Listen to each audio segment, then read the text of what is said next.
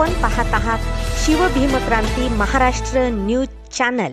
अखंड महाराष्ट्राची कुलस्वामिनी तुळजाभवानीचं माहेर म्हणून परिचित असलेल्या श्री तुळजाभवानी देवी बुरहाननगर तालुका जिल्हा अहिल्यानगर मंदिराची दिनांक 20 फेब्रुवारी 2025 रोजी स्थानिक प्रशासनाकडून अधिकृत कायदेशीर बांधकाम असतानाही अनधिकृत बांधकाम असल्याचा बागुलबुवा करून मंदिराचे सांस्कृतिक भवन उद्ध्वस्त करून श्री देवी मंदिराचे प्रवेशद्वारही पाडण्यात आले। देवीची पालखी आणि पूजा सामग्री इत्यादीची तोडफोड करून विटंबना करण्यात आली।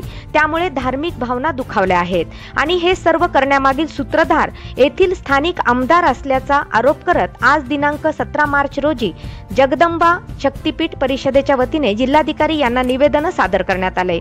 संबंधित आमदारावर आणि त्यांच्या सहकाऱ्यांवर योग्य ती कार्यवाही न झाल्यास अन्यथा 25 एप्रिल रोजी जिल्हाधिकारी कार्यालय परभणी या ठिकाणी जगदंबा शक्तीपीठ महाराष्ट्र राज्याच्या वतीने एक दिवसीय धरणे आंदोलन करण्यात येईल असा इशारा संबंधित निवेदनात नमूद करण्यात आला आहे। या निवेदनावर माननीय श्री 1008 महामंडलेश्वर गुरुवर्य श्री प्रदीप चैतन्य बाबूराव फाले महाराज, रंगनाथ गंगाधरराव गुरव, प्रीती माऊली, सुरेश लातूरकर, बबन गायकवाड देवकर, शुभम रणजितराव भांबळे, राहुल एकनाथराव इंगळे यांच्यासह इतरांच्या स्वाक्षऱ्या होत्या।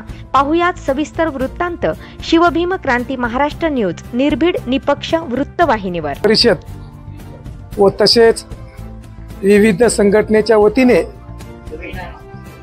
अहिल्यानगर जिल्ह्यातील बोरानगर येथे महाराष्ट्राची कुलस्वामिनी आई तुळजाभवानीचे मंदिर आहे आणि त्या मंदिराच्या भगत परिवाराच्या वतीने त्या मंदिराचे खूप मोठे बांधकाम आहे आणि मंदिर सुद्धा तिथे भव्य दिव्य मंदिर आहे जगप्रसिद्ध। तेली समाजाच्या वतीने दरवर्षी गेल्या 1100 वर्षापासून कुलस्वामिनी तुळजाभवानीला जो पलंग आहे मंदिरामध्ये तो वाजत गाजत बोरानगर ते तुळजापूर पर्यंत नेला जातो। त्या पलंगावर तुळजाभवानीची निद्रावस्था दरवर्षी असते। त्या परिवारावर आज खूप मोठा अन्याय झाला आहे, कारण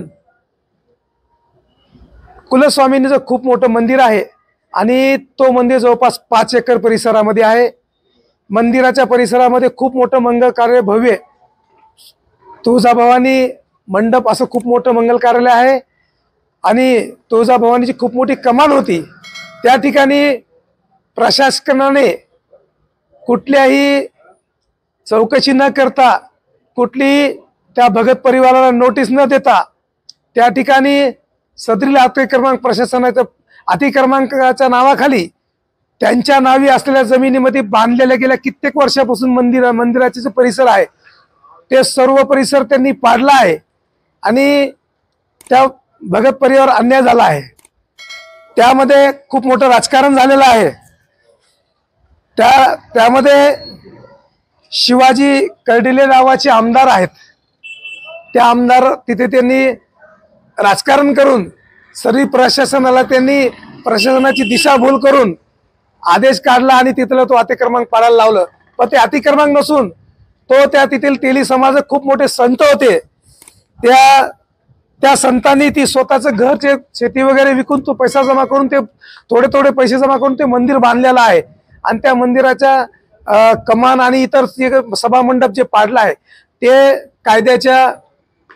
कायद्याच्या चौकटीत नसून ते चुकीचं आहे आणि हा तेली समाजाच्या एका खूप मोठ्या संतावर व त्यांच्या परिवारावर हा खूप मोठा एक घटना घडलेली आहे। त्या घटनेच्या निषेधार्थ तेली समाज असतील व तसेच जगदंबा शक्तीपीठ परिषद महाराष्ट्र राज्य व विविध संघटनेच्या वतीने निवेदन देण्यात आले। माननीय जिल्हाधिकारी परभणी यांना आम्ही निवेदन दिलेलं, त्यांनी फक्त 5 लोकांना परवानगी दिली होती आम्हाला। आम्ही सदरील अपर कलेक्टर मॅडम यांना आम्ही निवेदन दिलेलं आहे।